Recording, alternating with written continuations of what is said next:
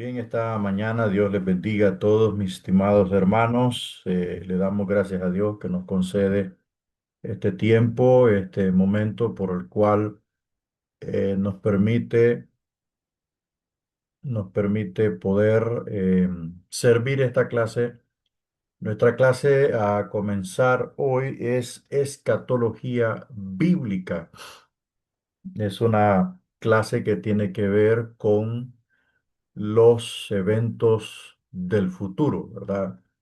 Que normalmente pues se traduce la palabra escatología como el estudio de los eventos futuros. Por supuesto, eventos proféticos relacionados con la profecía acerca del fin de los tiempos. Entonces vamos a comenzar, por supuesto. eh, Vamos a ir entrando en lo que es ya la presentación de la clase, el capítulo uno. Bueno, esta clase está dividida en capítulos. Algunos capítulos son algo largos, otros capítulos son cortos, ¿verdad? Entonces, hemos acondicionado este material en diapositiva para que este, pues sea el extracto posible de la clase, ¿verdad? Así es que antes de comenzar el abordamiento de esta clase, vamos a orar al Señor. En esta mañana, Padre, te damos las gracias. Gracias, Dios, por tu amor, por tu gran misericordia. Gracias, Señor, por esa infinita bondad. Alabamos tu nombre en la hermosura de tu santidad. Te adoramos, te glorificamos y rogamos tu iluminación, tu sabiduría, tu inteligencia para poder servir esta clase. Y también ruego tu bendición sobre los estudiantes que verán esta videoclase, Señor, y que participarán en el curso de esta materia. En el nombre de Jesús de Nazaret, todo lo ponemos en tus manos. Amén. Bueno, el capítulo uno se llama Definición de la escatología. Vamos a empezar a definir algunos conceptos, ¿verdad? Y en nuestra introducción vemos que es la ciencia que estudia los eventos del porvenir. Es la ciencia que estudia los eventos del porvenir, o sea, los eventos que están por ocurrir, o el conjunto de creencias y doctrinas relacionadas con la vida después de la muerte y el destino último del ser humano y el universo. Entonces la escatología se encarga de estudiar todo esto, ¿verdad? Los sucesos del porvenir, los eventos futuros. También nos brinda un conocimiento doctrinario bíblico acerca de la vida después de la muerte, el destino último del ser humano, ¿verdad? ¿Dónde será la última morada del ser humano? ¿Y qué pasará con el universo? Entonces, todo esto, la escatología nos brinda mucha información. Bueno, en esta materia, hermanos, tenemos muchísimo que hablar. Vamos a estar algunas semanas, puede ser 5 semanas, 6 semanas. Vamos a abordar todo el esquema de diapositivas que tenemos disponible. Ahora, vamos a ver el significado del término escatología.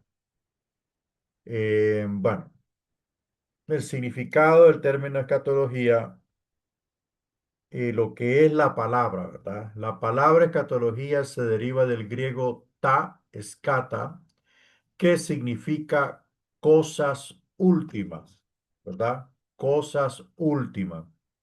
Eso es lo que significa, eso es lo que significa la palabra escatología.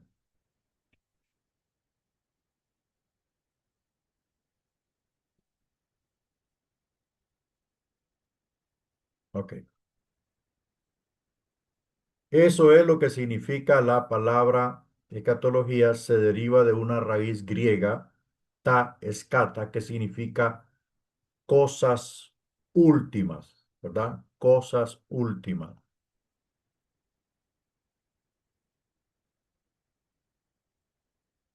cosas, cosas últimas. Fue traducida al latín en la versión de la Biblia llamada la Vulgata, ¿verdad? La Vulgata latina.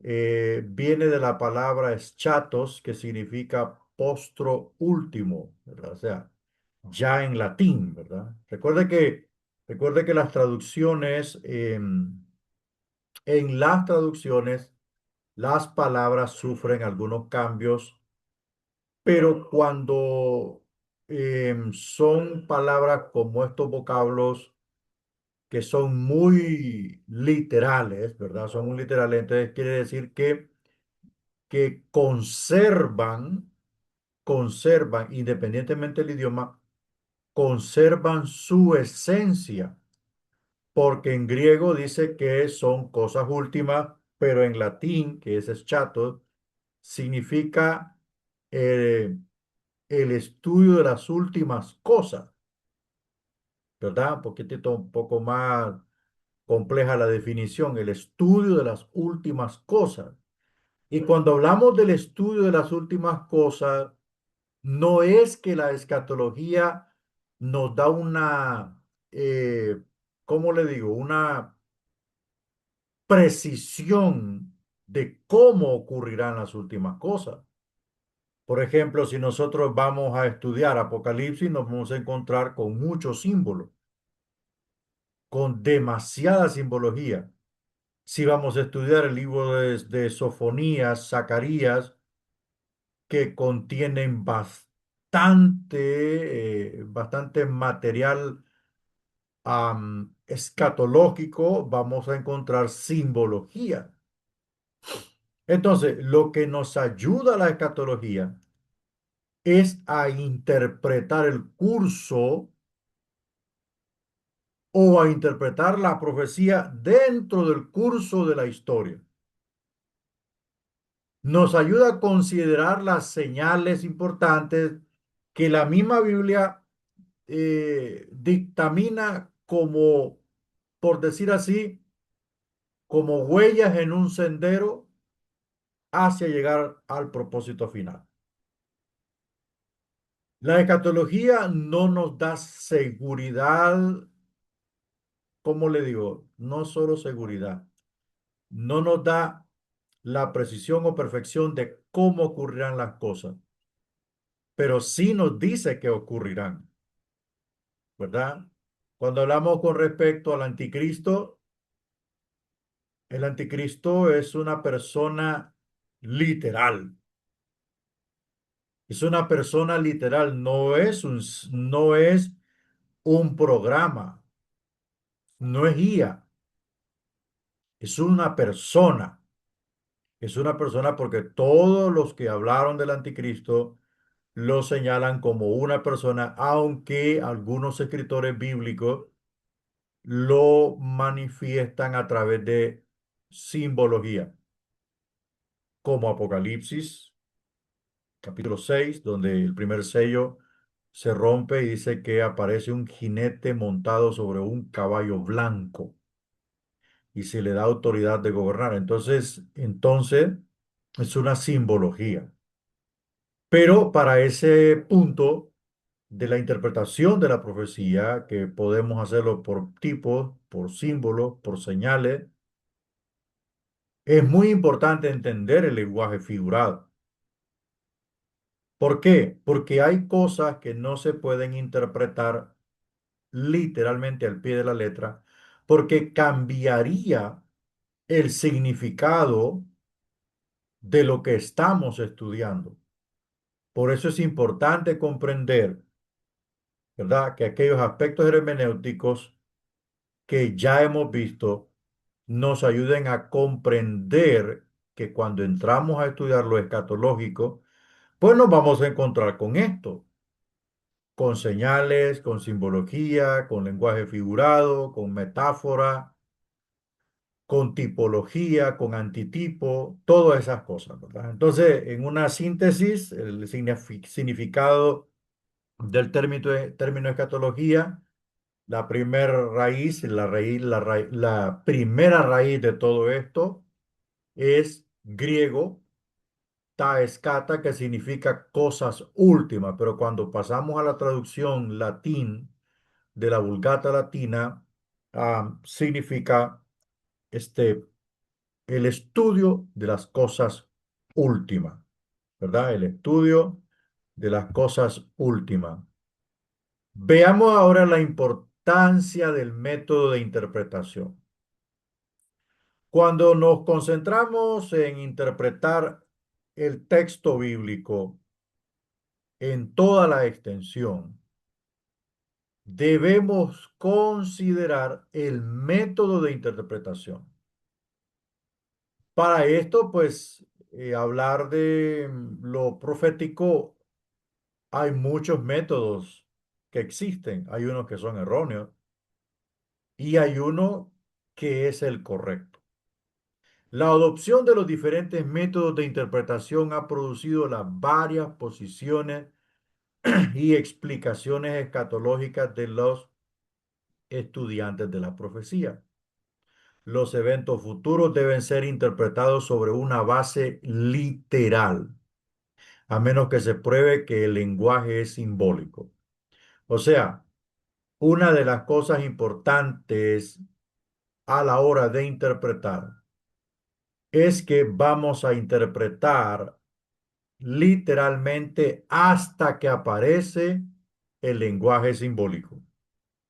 Y cuando hablamos de lenguaje simbólico, hablamos de una figura literaria, hablamos de un símbolo, hablamos de un tipo, hablamos de una metáfora, hablamos de una parábola o una paradoja o un símil, ¿verdad? Todas estas, entonces, ¿qué es lo que sucede? Todas estas figuras están relacionadas con el contexto, porque si interpretamos casa de forma literal, puede ser que el contexto no está hablando de una casa de cuatro paredes, está hablando de otra cosa. Entonces, hay que tener mucho cuidado en este punto para no atreverse a decir que una profecía escatológica, hay que aclarar bien, una profecía escatológica que tiene que ver con el futuro, em, se interprete correcta, específicamente si encontramos una en Isaías, si encontramos una en el libro de Joel, si encontramos alguna en el libro de Jeremías, o vaya, en el llamado libro de Ezequiel, que es la base del Apocalipsis. Entonces, todas estas cosas son importantes comprenderlas y el estudio profético debe de hacerse con mucha responsabilidad. La escatología debe de estudiarse de forma responsable, de forma muy comprometida. Es muy importante esto. Bueno, cuando se usa el lenguaje simbólico, esta debe ser interpretado bien correctamente para enseñar una verdad literal.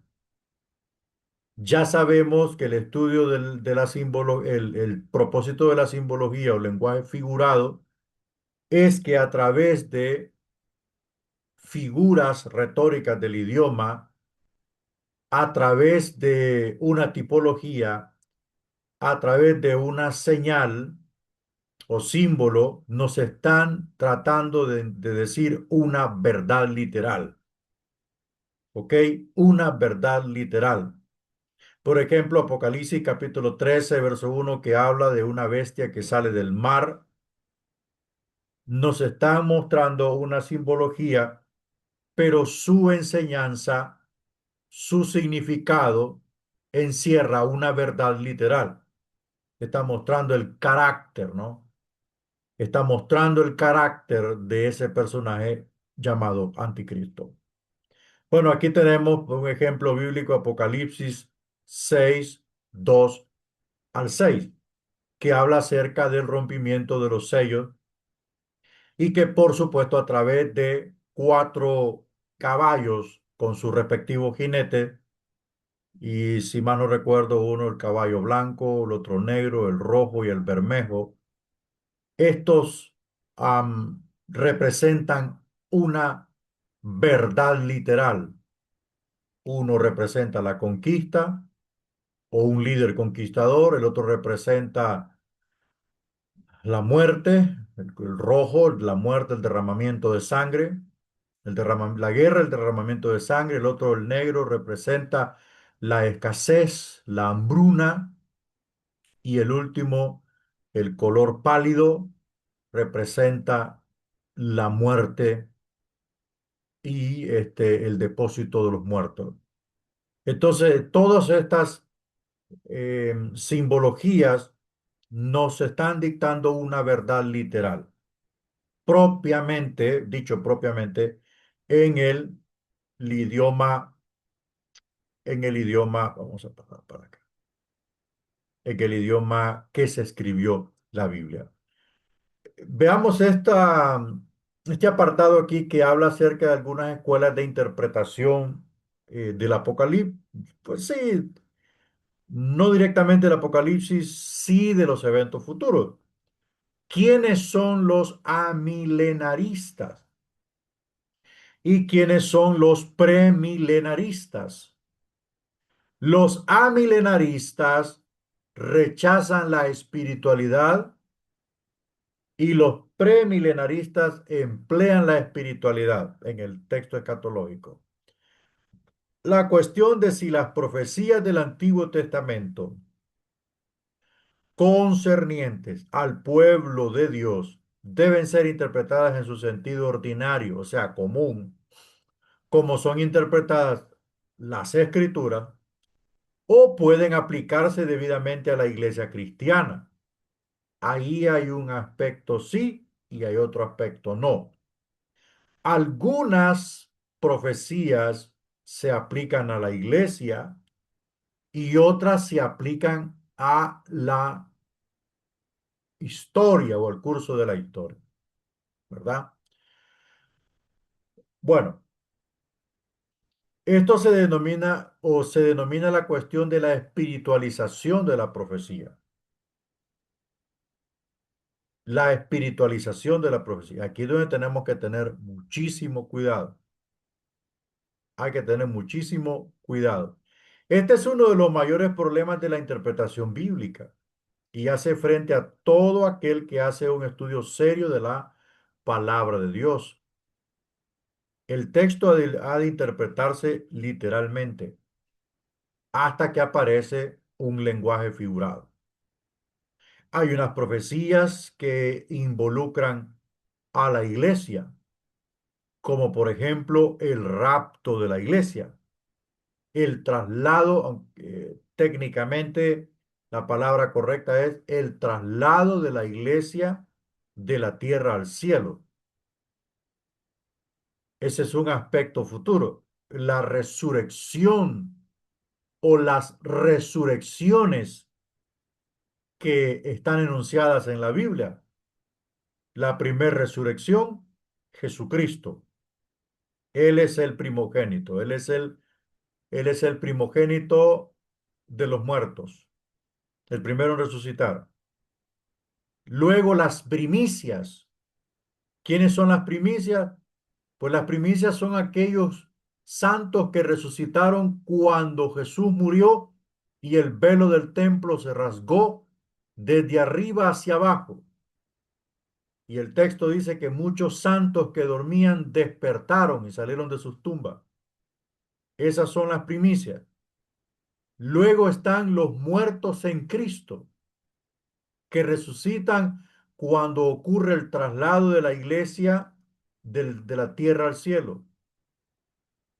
Luego resucitan los santos del Antiguo Testamento,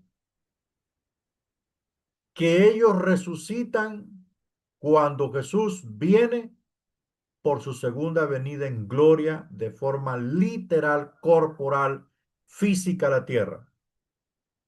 En ese mismo lapso de resurrección resucitan todos los muertos después ocurridos en la tribulación, todos los muertos, todas aquellas personas que decidieron por Cristo en la tribulación, pero que pagaron con su vida, ¿verdad? Esas serían ya cuatro resurrecciones,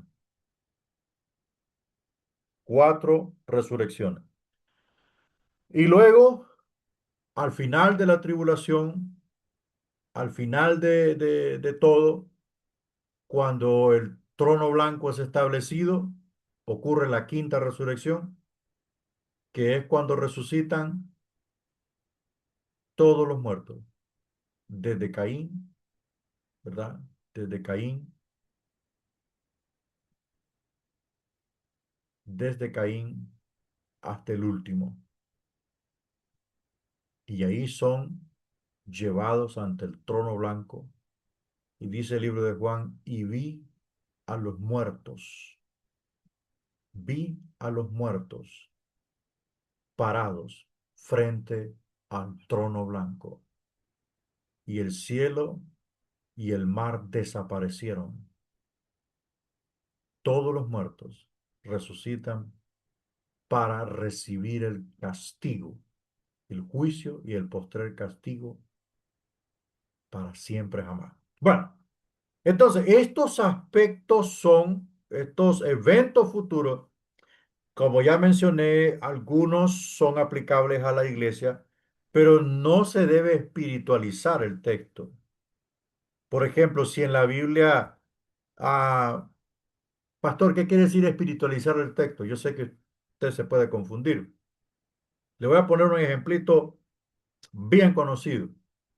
Cuando David va a enfrentar a Goliat, corre David hacia un arroyo y toma 5 piedras y las echa en la bolsita pastoril. Son 5 piedras literales que cualquier hondero las rebusca y las anda consigo para ejecutar un buen tiro. Entonces, ¿qué es lo que ocurre?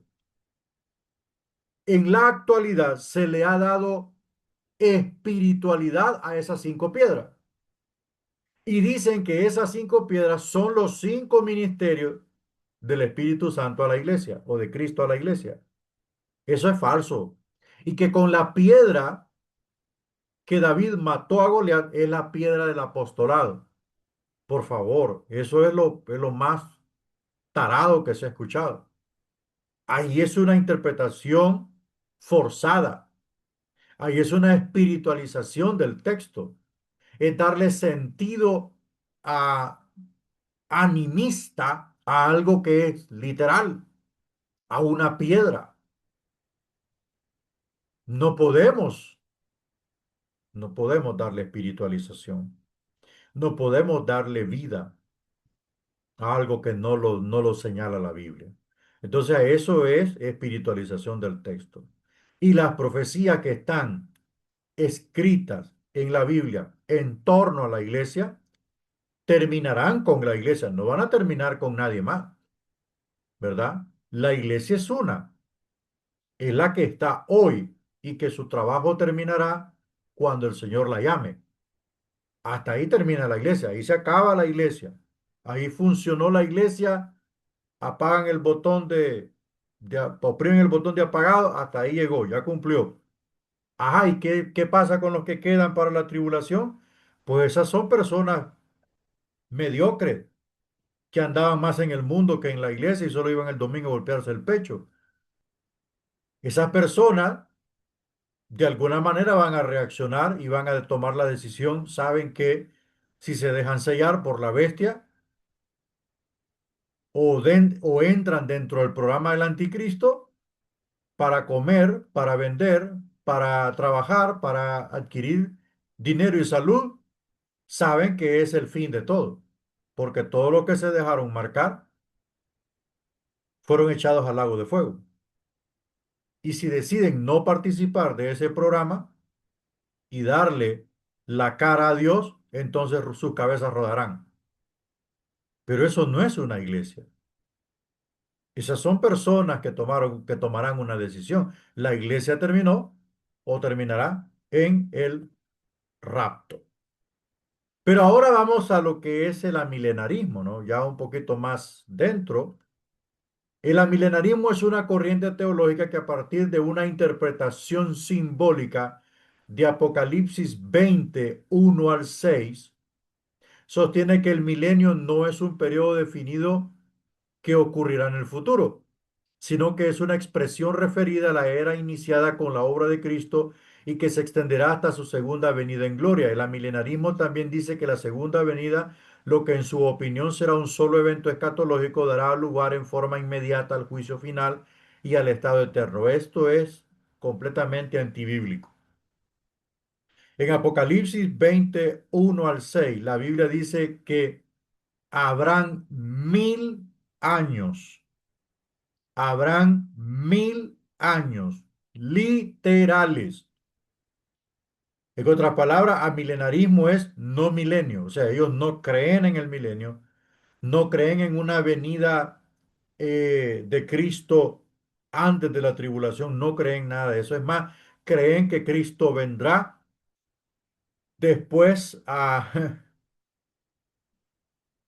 después del juicio final. No, del juicio final no queda nada.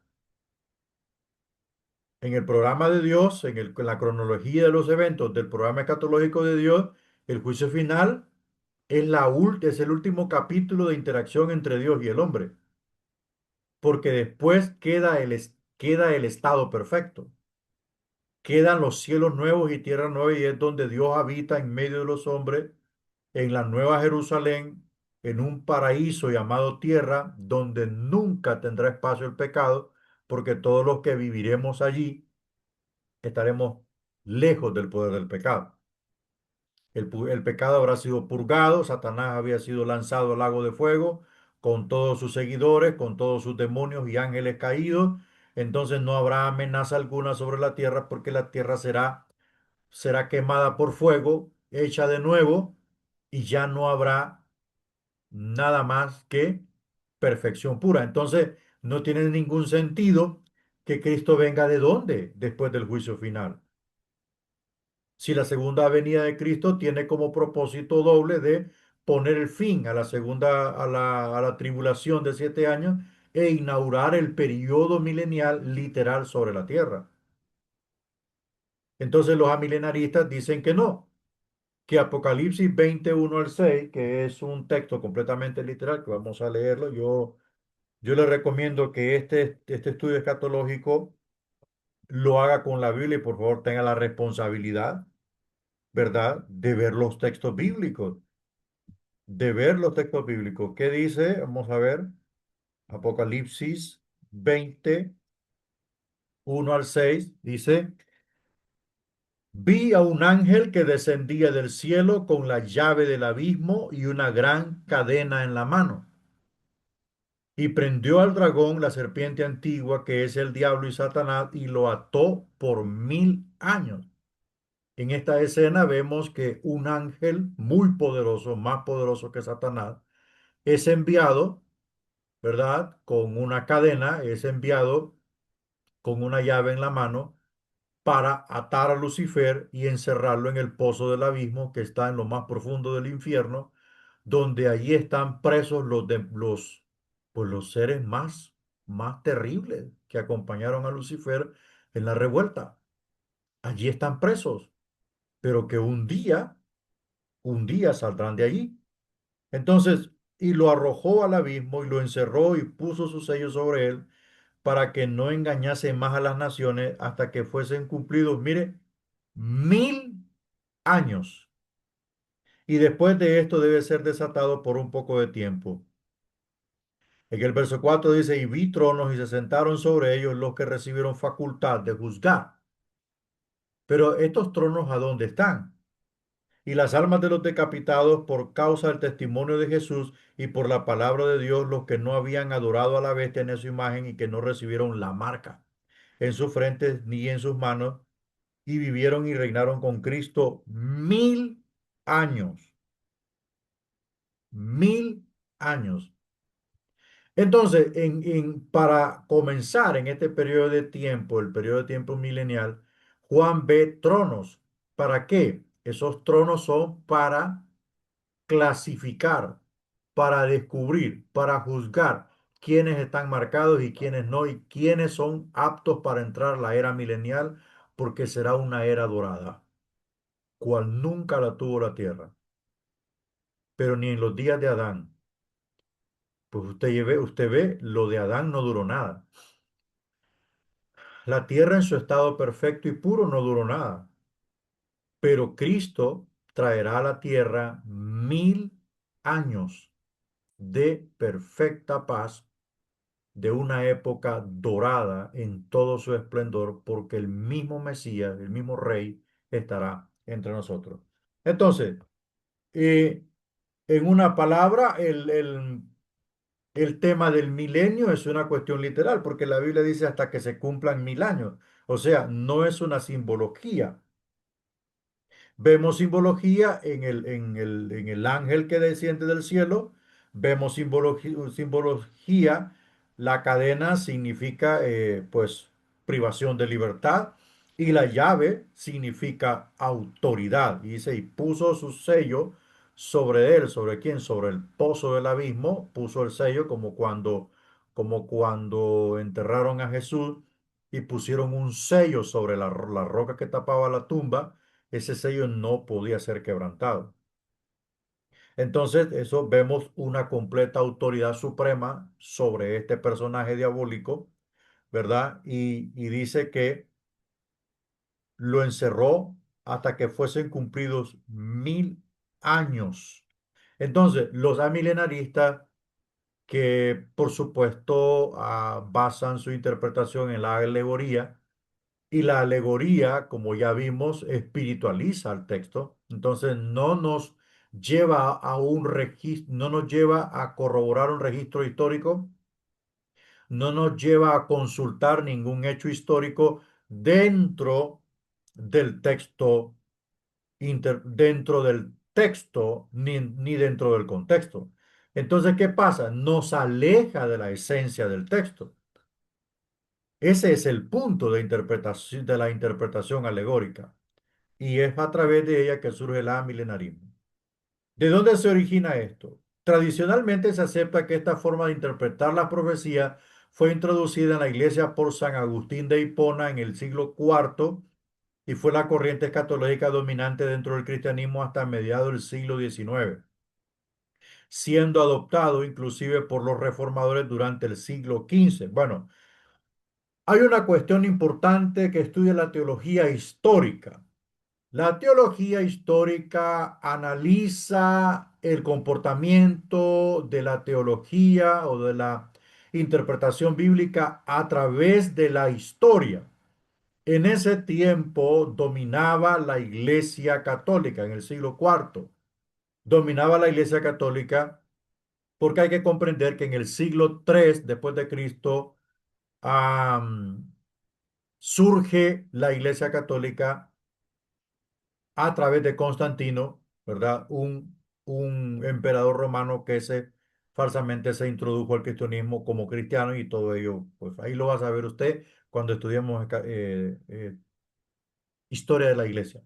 Entonces, ¿qué es lo que ocurre aquí? Este teólogo, Agustín de Hipona, es una persona que ya dije, interpretó la Biblia de forma alegórica y le dio espiritualización al texto. Fue él quien introdujo la doctrina o la teoría del reemplazo. Fue él quien dio origen al sacerdocio católico. Fue él quien le dio origen a la Eucaristía. Fue él, porque él dijo que Israel era un homicida, que Israel mató al Mesías y que como el culto israelita tenía un sumo sacerdote, nosotros también podemos tener un sumo sacerdote. Y por esta idea surge el papado. Dijo que Israel y su culto tenían una línea sacerdotal de levitas, entonces nosotros los cristianos, dijo, también podemos tener una línea sacerdotal para que se encarguen de los oficios de la Santa Madre Iglesia. Entonces su idea dio origen a la cura papal, a los sacerdotes, al cardenalicio. Eso fue lo que aportó Agustín de Hipona. Dijo que Israel comía la Pascua, entonces los cristianos podíamos llevar a cabo la Eucaristía, ¿verdad? Dijo que Pablo lo cumplió al establecer la Santa Cena, entonces deberíamos de comer la Eucaristía nosotros nuestra propia Pascua. A eso se le llama la teología del reemplazo. Entonces, este teólogo, errado por cierto, acertado en algunas cosas, donde estuvo acertado fue en la cuestión de la deidad de Cristo, ¿verdad? Que fue un punto muy, muy contradictorio en esos tiempos. Él fue acertado en esto, pero en esto otro no estaba acertado. ¿Ok? Entonces, ese es el punto de que el milenarismo surge a través de un teólogo católico. Aunque dice acá que después, en el siglo XV, la reforma que vino por Lutero, por Calvino, por Zwinglio, etcétera, etcétera, estos señores al principio creían en esto. ¿Por qué? Pues porque Lutero nace en el catolicismo, pero dentro del catolicismo se convierte a Jesucristo y despierta a la verdad bíblica. Pero después, con el paso del tiempo, con el desarrollo histórico, se fueron separando estas corrientes de los reformadores de la Iglesia Católica. Veamos el punto del premilenarismo. Bueno, ellos creen que llegará una edad de oro, la edad del milenio en la tierra mediante la predicación del evangelio y la penetración del cristianismo en todo el mundo hasta que este último sea más o menos cristianizado. Ellos sostienen que el milenio no precisa de ser 1000 años literales. Aquí tenemos un error de principio a fin. En primer lugar, la gran comisión en el libro de Mateo 28, 18 en adelante, esta gran comisión jamás dijo que debíamos cristianizar. Dijo, vayan y hagan discípulos. O sea, es un proceso de ganar almas, no de cristianizar. ¿Cuál es la diferencia? Pues la diferencia de cristianizar es lo que hacen los testigos de Jehová.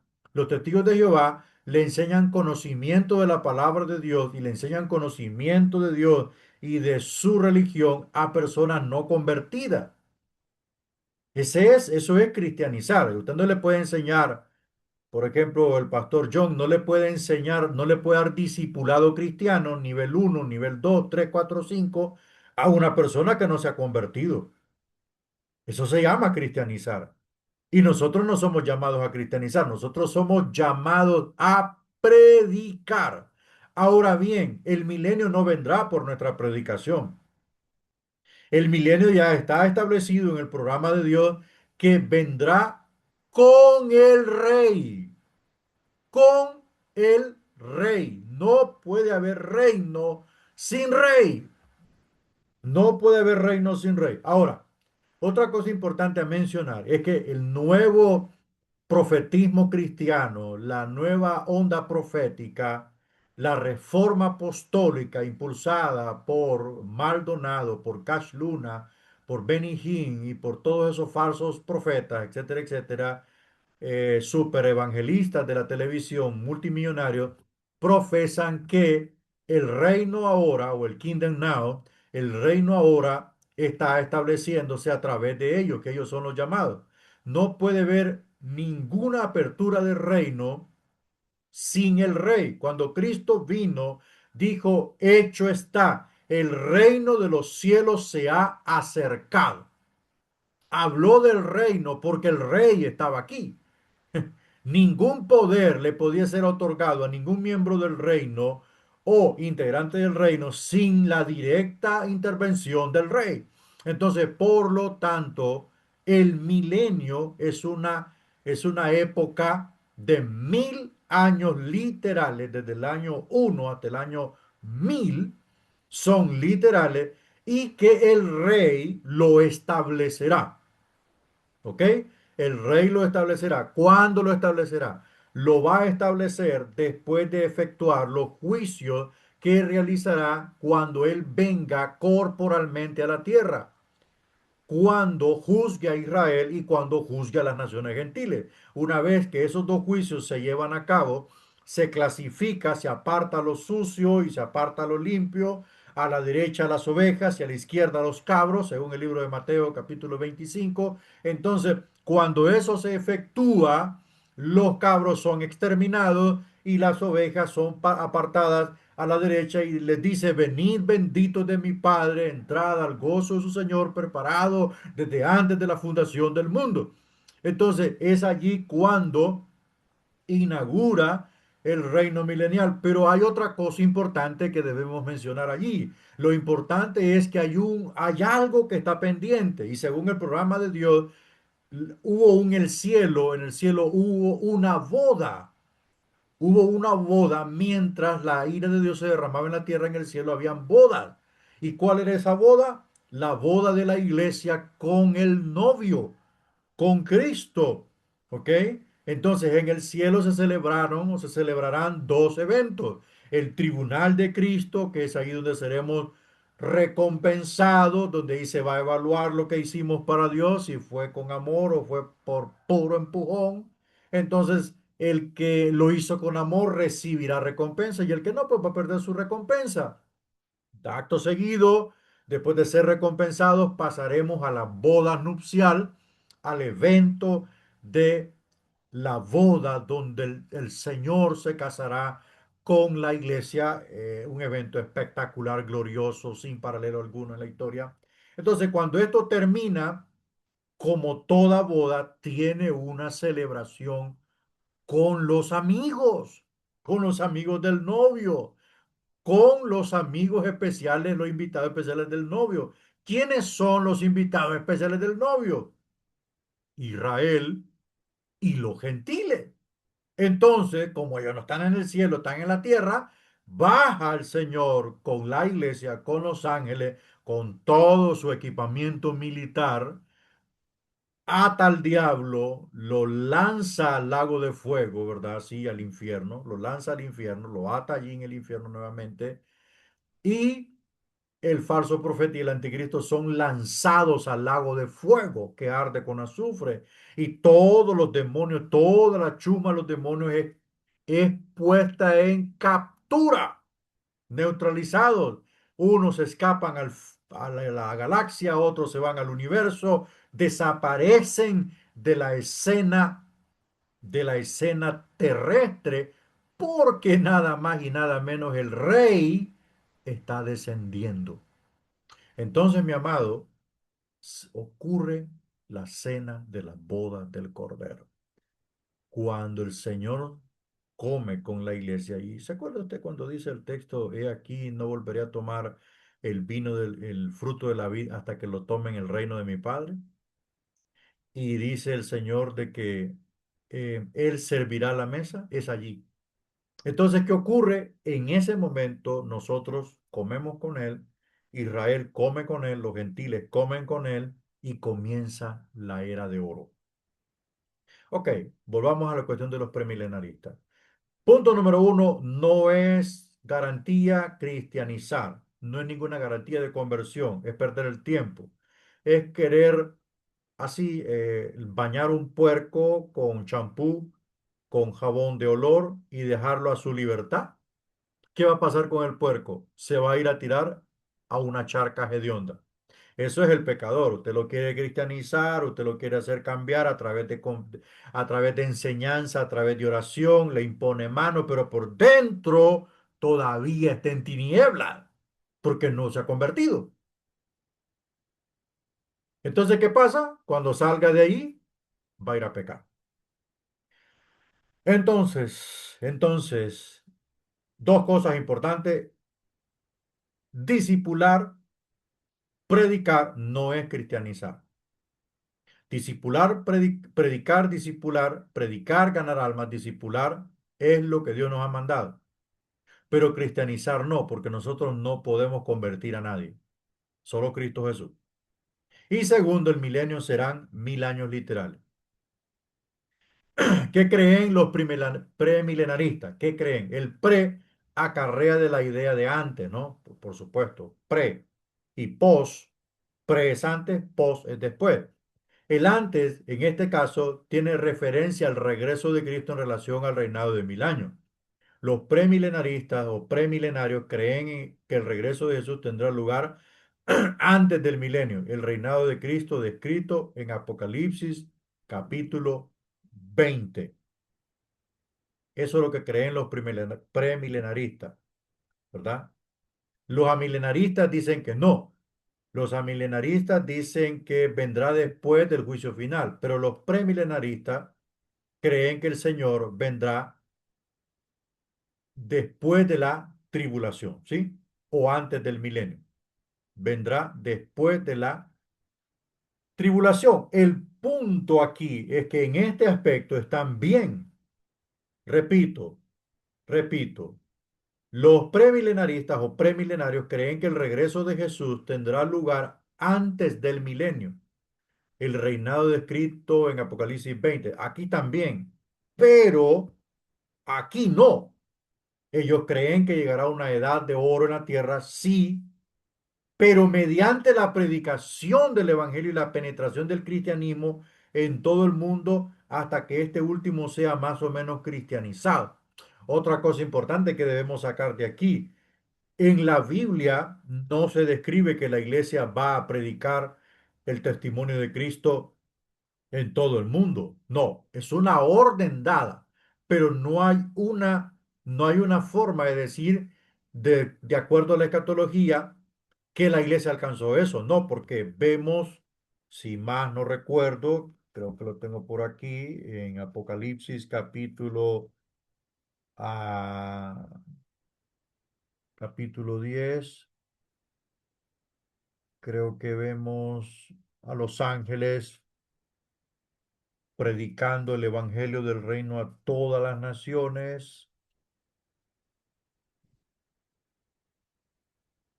El mensaje de los tres ángeles, sí, Apocalipsis 14, vemos que ellos terminan de testificar.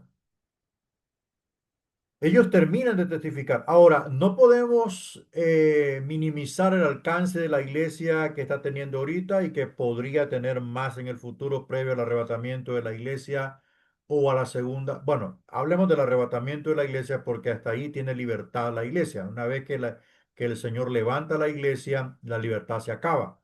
¿Por qué? Pues porque el mundo entra a manos del diablo.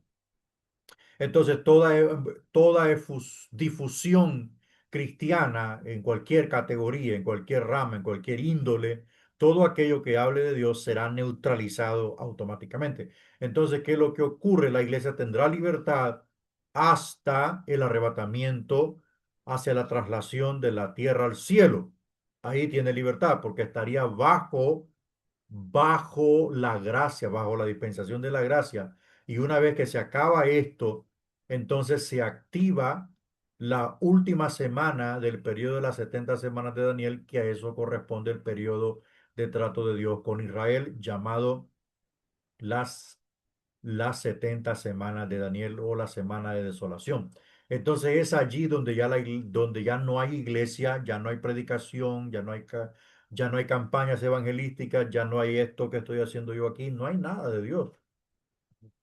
Y si llegara a ocurrir, sería en silencio, oculto, lejos de lo público. Pero ¿a quién vas a alcanzar? ¿A quién vas a alcanzar en en lo secreto? A nadie, ¿verdad? Entonces, este es el punto acá que los premilenaristas se equivocan en la manera en que llegará el milenio, pero aquí aciertan que Cristo vendrá antes de de la tribulación. Ahora vamos a ver los amilenialistas. Amilenialistas. Y aquí verán los amilenaristas. La expresión amilenialismo básicamente quiere decir ningún milenio. Ningún milenio. Ellos creen que el reino no son 1000 años literales y que nosotros ahora vivimos en el tiempo del reinado de Cristo. Ahora, hermanos, la tribulación, el milenio, no son atribuibles a la parte histórica de la iglesia. Algunos intérpretes erróneos del Apocalipsis dicen que las cosas que menciona Apocalipsis, como los juicios y todo eso, las plagas ya han ocurrido dentro del periodo eclesiástico a través de la historia. Eso es erróneo, porque lo que está anunciando Apocalipsis son eventos relacionados con el fin de la historia, no con el transcurso de la historia. Con el fin, por ejemplo, los siete sellos están relacionados con un suceso y con actores que tienen que ver exclusivamente con el fin de los tiempos. Por ejemplo, si bien es cierto, han habido eh, tipos del anticristo en la historia humana, es correcto. El emperador Nerón, Hitler, ¿verdad? Y algunos otros que han sido dictadores, pero no eran el anticristo. Pero sí, sí, eran un tipo del anticristo. ¿Pero qué quiere decir esto?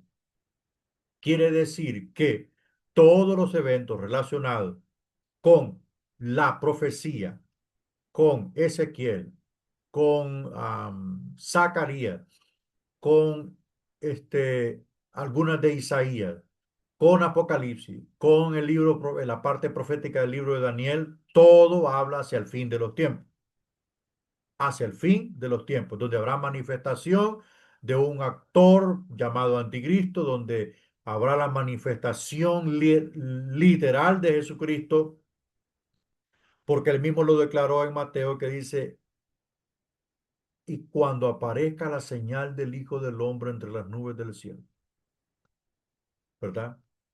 Y descenderá con gran poder y gloria, y hasta los que le traspasaron le verán. Entonces eso está hablando de una manifestación literal, no es simbología. Entonces, para los amilenialistas, no existe el milenio y que los sucesos del milenio o de los 1000 años se están atribuyendo a la iglesia en el transcurso de la historia. Ahora vamos a ver otra escuela de interpretación escatológica llamada los postmilenarios o postmilenialistas. Creen que los cristianos continuarán gradualmente mejorando el mundo, acá hay otro defecto, a fin de que se vuelva cada vez más como debe ser el milenio. Y luego Cristo vendrá, es decir, Cristo regresará después del milenio. Al principio les dije que era imposible establecer una era milenial sin el rey. O sea, eso es algo imposible. Segundo, ningún esfuerzo cristiano podrá hacer cambiar. Dice la Biblia que por más que te afanes no podrás hacer cambiar, pero ni el color del pelo, ni aumentar una estatura, una medida de su estatura. Usted no puede cambiar a nadie, usted no puede mejorar nada. Lo único que usted puede cambiar es usted mismo. De ahí, por más que se esfuerce, ni a sus hijos los puede cambiar, porque ellos tomarán sus propias decisiones en un momento, ¿verdad? A la espalda suya o en contra de sus propios intereses. Entonces, ¿qué sucede aquí? Que los postmillenarios están completamente equivocados. La iglesia no es llamada a cambiar nada, la iglesia es llamada a predicar. Vamos a ver el dispensacionalismo, otra escuela de interpretación que esta es la correcta, la escuela de interpretación dispensacionalista. Creen que Dios expuso su plan de las edades de manera progresiva. Primer punto, quiere decir que Dios fue revelando poco a poco, ¿ok? No de un solo todo, progresivamente. Es decir, que no todo ha sido explicado de golpe. Por ejemplo, las doctrinas de la Trinidad y de la Iglesia fueron reveladas línea sobre línea. Dios ha tratado de manera diferente con la humanidad en tiempos distintos de su historia. El Señor obró de manera diferente con Abraham que con Moisés, ¿correcto? E Israel más tarde. Ahora, obra de modo diferente con su iglesia que como lo hacía con los judíos bajo la ley. Exactamente. Cada dispensación recibió una revelación. En la dispensación de la ley, Dios trajo la ley, ¿sí? En la dispensación, en la dispensación de la inocencia, ¿qué trajo Dios? Creó a Adán y a Eva. Eran inocentes. En la dispensación de la conciencia, ¿qué ocurrió ahí?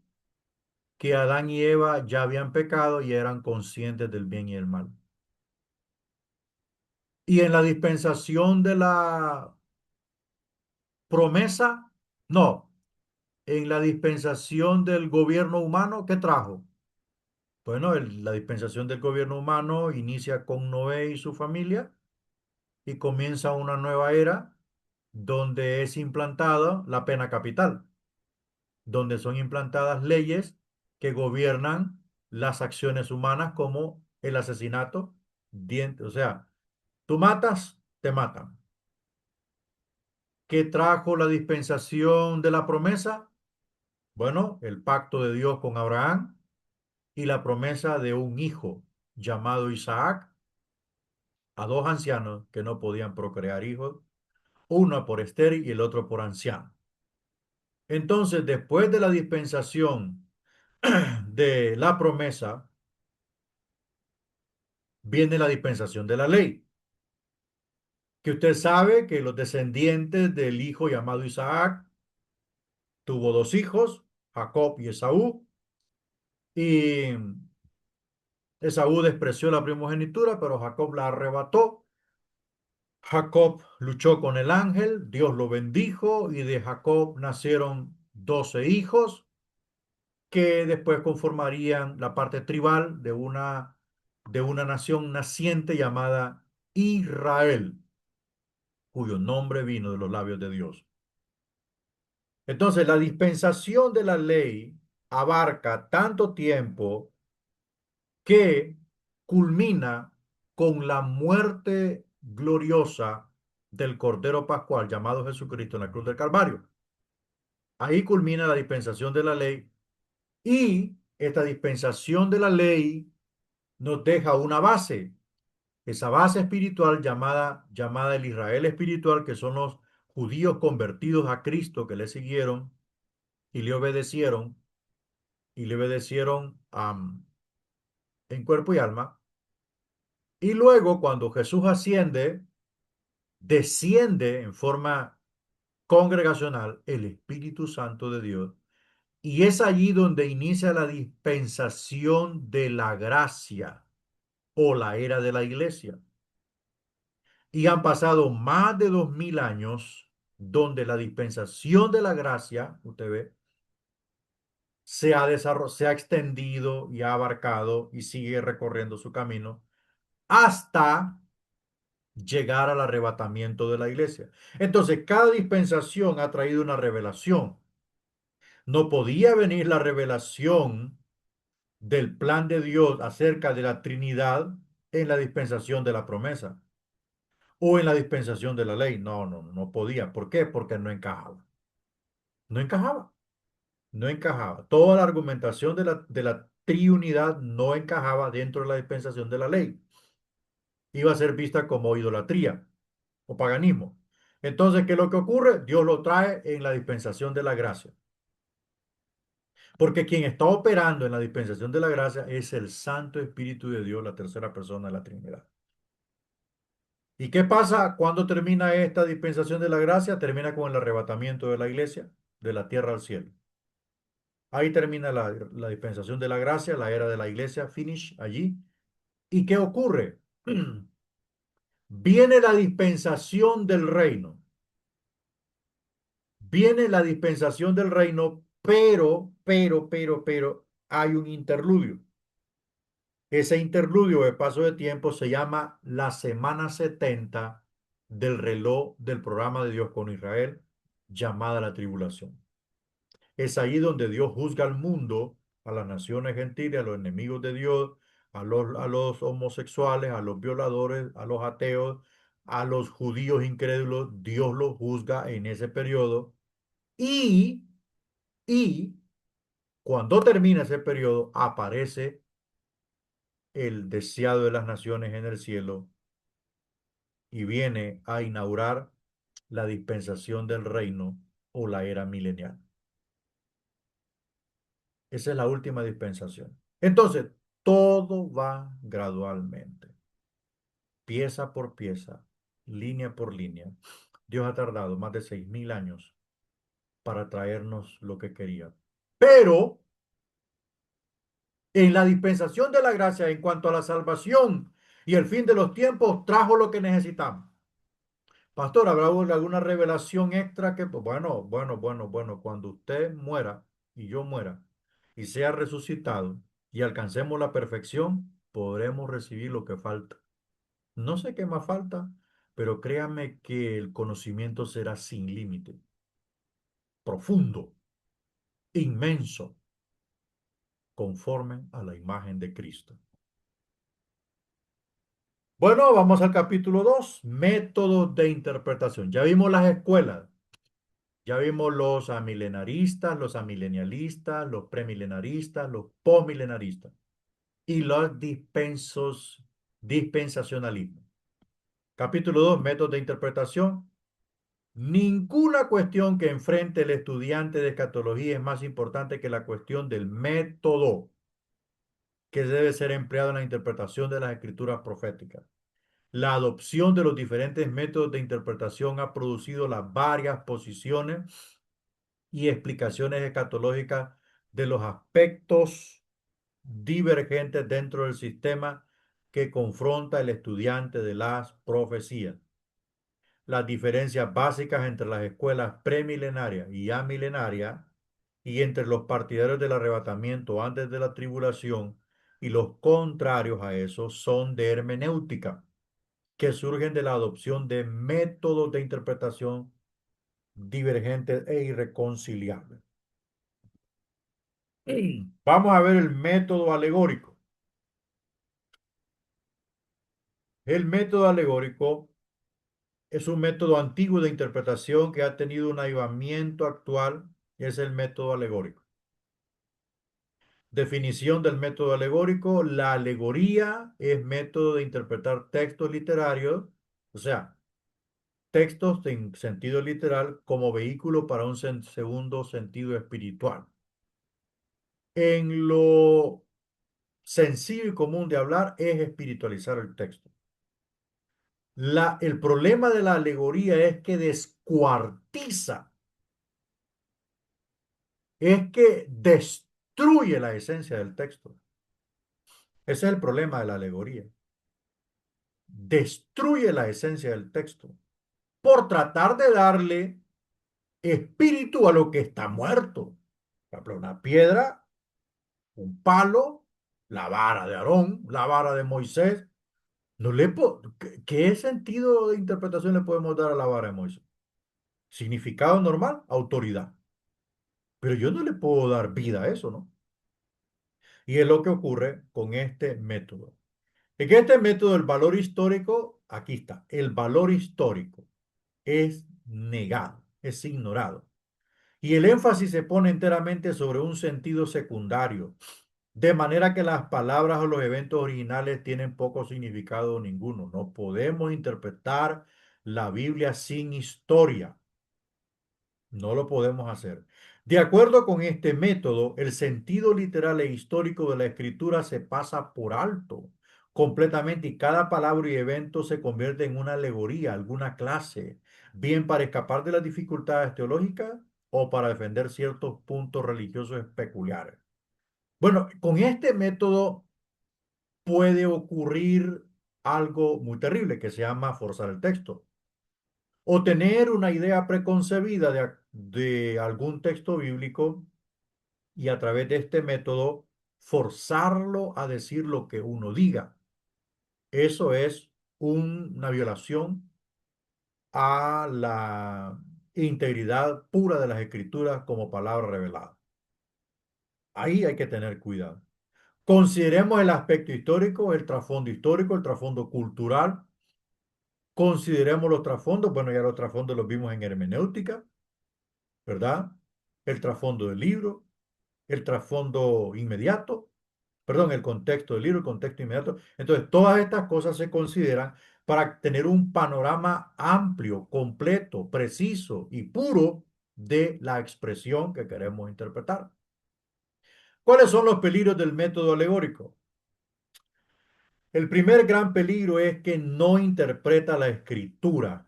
Terry dice, según Terry, no interpreta la escritura, no la interpreta. De ahí vamos más. Dos, la interpretación básica de la interpretación cesa de ser de las escrituras y pasa a ser la de la mente del intérprete. Mire, mire esto.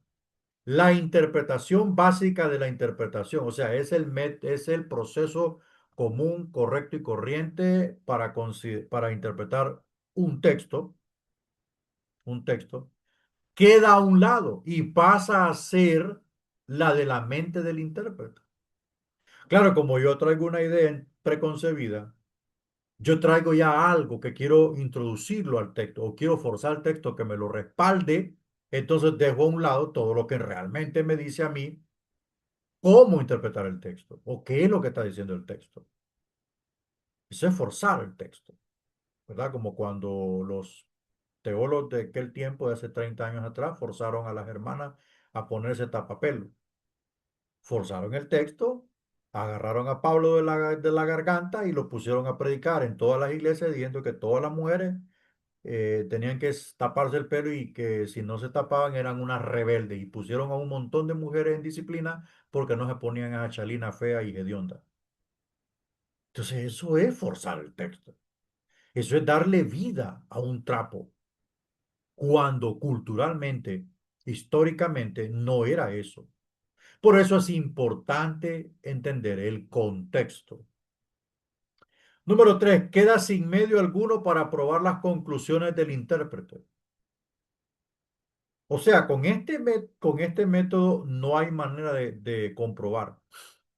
No hay manera de comprobar esas conclusiones. No hay manera. ¿Por qué? Porque se sale del texto. Una afirmación de un significado X de un texto X no se puede comprobar. ¿Por qué? Porque el intérprete lo impuso. Cuatro, ahí es que el defensor del método alegórico en el campo de la escatología admite que estos peligros existen y que ese método de interpretación es usado para pervertir la escritura. ¿Recuerdan ustedes que cuando estudiamos las sectas dijimos que la definición de secta era una perversión del evangelio? Claro. ¿Por qué? Porque una secta la origina una mala interpretación o una interpretación errónea de la Biblia. Entonces eso es, la alegoría pervierte la escritura. Vamos a ver ahora el método literal. El método literal de interpretación es aquel que a cada palabra el mismo significado, perdón,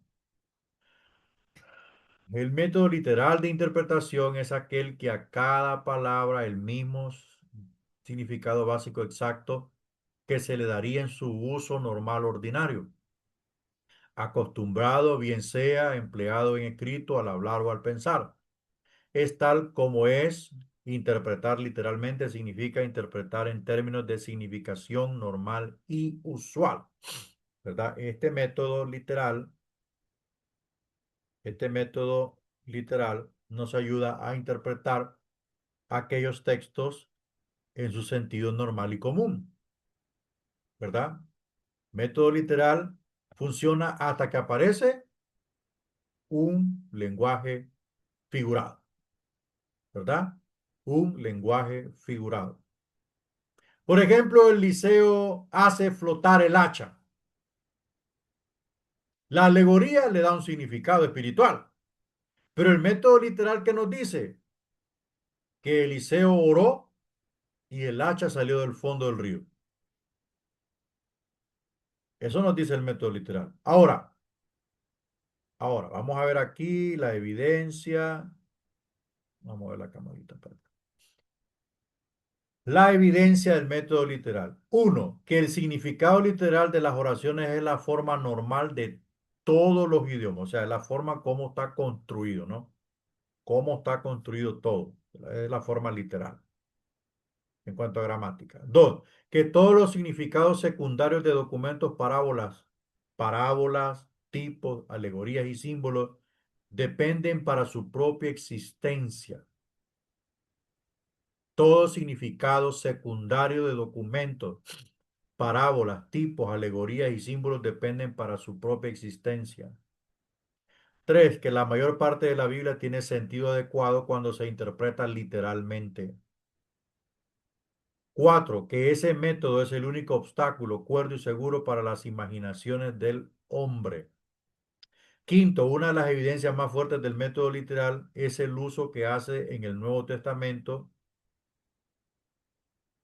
perdón, el uso que hace el Nuevo Testamento del Antiguo Testamento, según Mateo 2, 17, 18, hablando acerca del nacimiento de Cristo.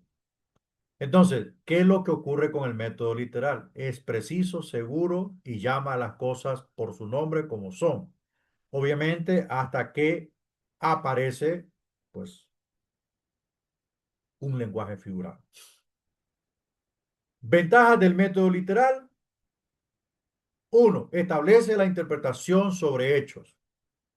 O sea, le da a los hechos llamados históricos, le da una interpretación segura. Dos, ejerce un dominio sobre la interpretación. Ejerce un dominio sobre la interpretación, sí, pues porque considera todos los aspectos históricos, gramáticos, culturales para la elaboración del texto.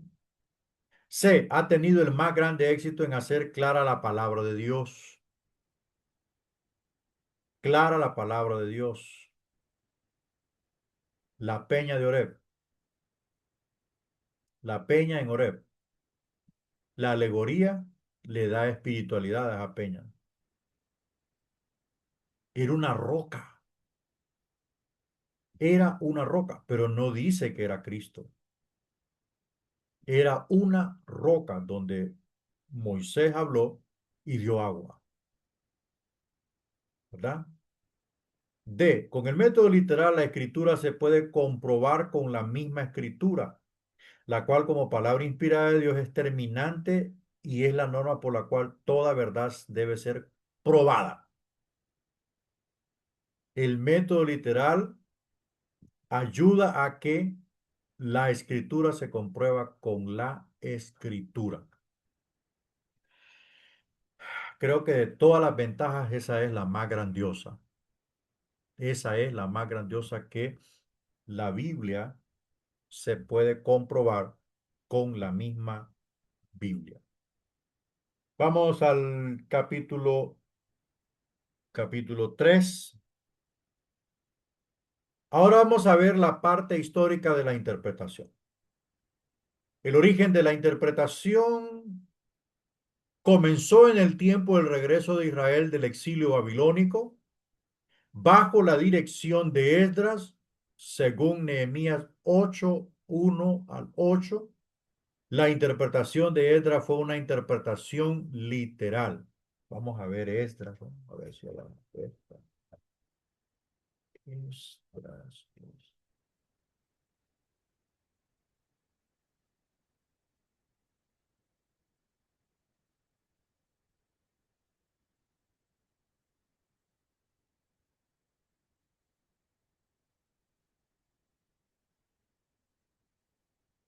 Esdras 8.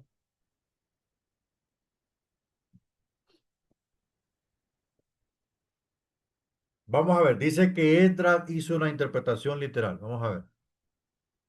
Según Esdras 8, estos son los jefes de casas paternas y la genealogía de aquellos que subieron conmigo de Babilonia reinando el rey Artajerjes, de los hijos de Finés, Gersón, de los hijos de Itamar, Daniel, de los hijos de David, Hatús, de los hijos de Secanías y de los hijos de Paros, Zacarías y con él en la línea de varones 150, de los hijos de Paad Moab, Elioenai, hijo de Seraías, y con él 200 varones, de los hijos de Secanías. Bueno, Todas estas están mencionando una genealogía de los que descendieron con él a Jerusalén. Entonces quiere decir que esto era una interpretación literal, ¿verdad? Una interpretación literal. Veamos las consideraciones generales,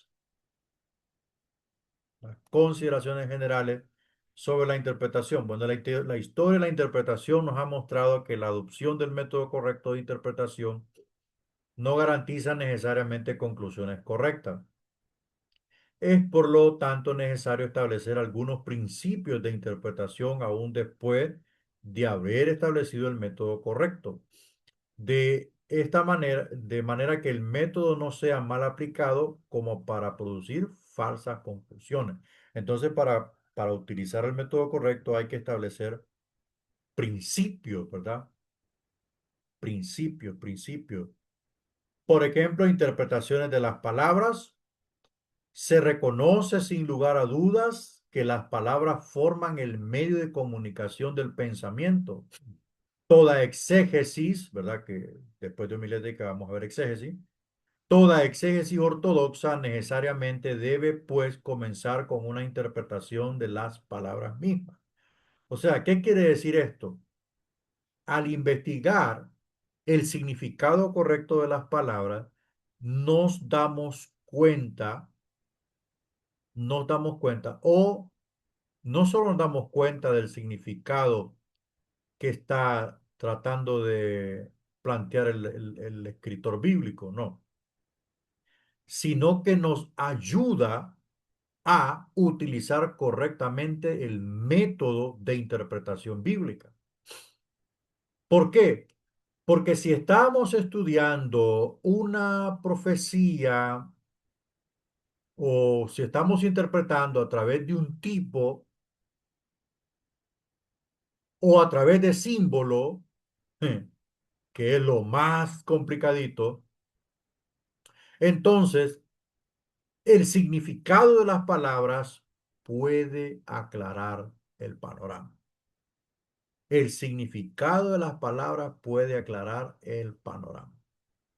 Otro principio para utilizar correctamente el método es la interpretación del contexto. Uno, es de suma importancia considerar el contexto. Eso ya lo hemos visto, lo hemos analizado. Yo no sé si usted lo ha aplicado, pero es fundamental considerar el contexto. Dos, lo determina si es literal o es figurado. Cuando echamos de ver el contexto, nos damos cuenta si es literal o es figurado. Tres, el contexto ayuda a comprender un versículo, unos pocos versículos, secciones o trozos enteros. Ya lo sabemos. Cuarto, examinar si el escritor continúa su discurso o está haciendo una transición. Esto es algo bueno, porque puede ser que lleva su argumento dentro de un discurso. ¿Como un discurso, pastor? Puede ser un discurso teológico, puede ser un discurso am, que está hablando acerca, por decir así, de la resurrección de los muertos, según 1 Corintios 15. Puede ser que ese argumento está allí dentro de ese discurso. Usted ve que 1 Corintios 15 lleva más de 50 versículos hablando de las resurrecciones y explicando. Entonces, cuando interpretamos el contexto, abrimos la caja. ¿Qué pasa con la interpretación histórica? La tercera consideración en la interpretación debe de ser la interpretación histórica en la que pesan cuidadosamente el ambiente y la influencia histórica inmediata. El ambiente y la influencia histórica inmediata. Consideraciones en la fase de interpretación. Número uno, suposiciones básicas para la interpretación histórica. La palabra de Dios se originó de forma histórica. Exacto, exacto, exacto.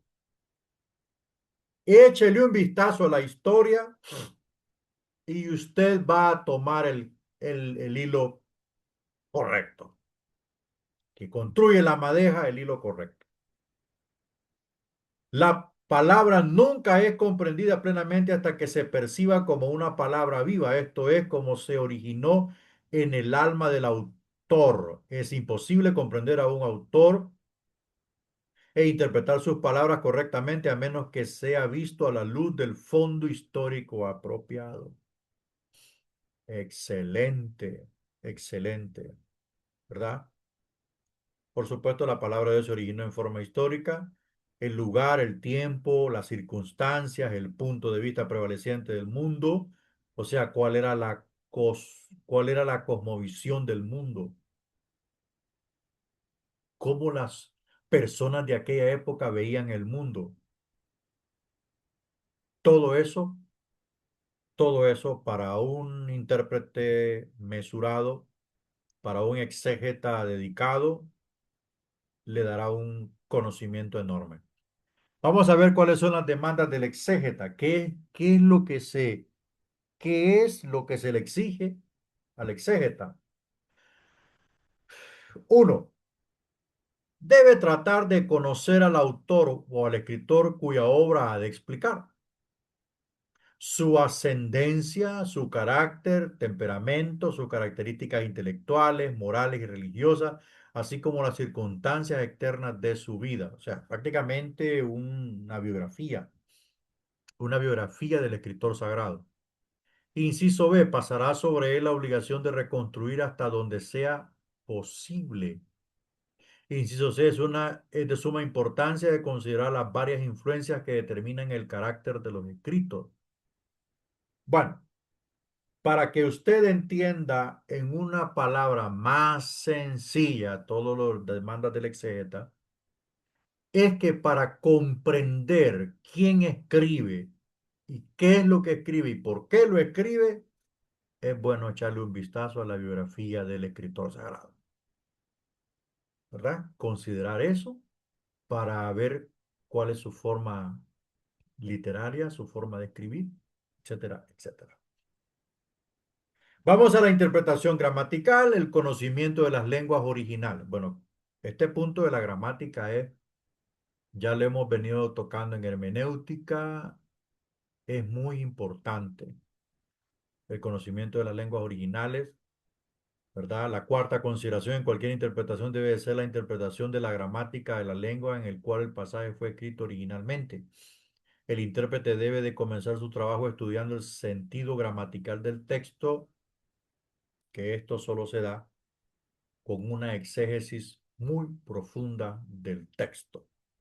Allí usted se va a dar cuenta cuál es el aporte teológico del capítulo 2 del libro de Joel. ¿Cuál es el aporte a la teología cristiana? ¿Verdad?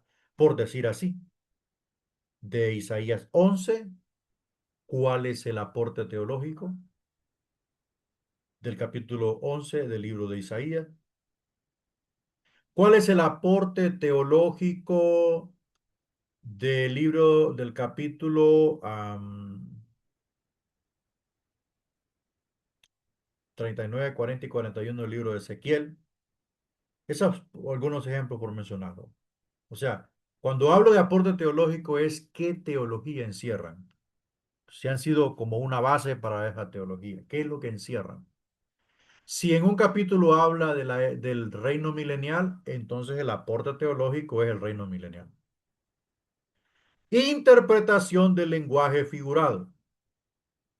Volvemos al puntito, es uno de los problemas mayores que enfrenta el intérprete actual, es el interpretar el lenguaje figurado, ya que las escrituras proféticas hacen uso frecuente del lenguaje figurado. Se debe estudiar con detalle. Si usted quiere interpretar correctamente, debe de tener mucho cuidado. Gloria a Dios. Llegamos a nuestra última diapositiva. Beneficios del lenguaje figurado. Uno, embellece la lengua por medio de adornos para comunicar ideas abstractas. Yo lo llamo maquillaje profético. O sea, lo maquilla de una forma tal que se mira tan bonito, pero es un lío interpretar esto. Inciso B se utiliza para embellecer la lengua, mire, y para comunicar ideas abstractas por medio de la transferencia. Inciso C, Dios nos guía a un conocimiento nuevo por medio de lo que ya se conoce dentro del idioma, por supuesto. Inciso D, Él se revela a sí mismo en términos familiares conocidos, ¿verdad? Dios se revela a sí mismo en términos familiares conocidos. Por ejemplo, reveló el sacrificio de la por la humanidad a través de un término conocido llamado Pascua, ¿verdad? O llamado o el Cordero. Ya era conocido. Bueno, para la siguiente visita entraremos al capítulo 4. Entonces, por lo pronto, mis amados, Dios le bendiga en gran manera. Gloria al Señor. Así es que pronto le llegará este videíto.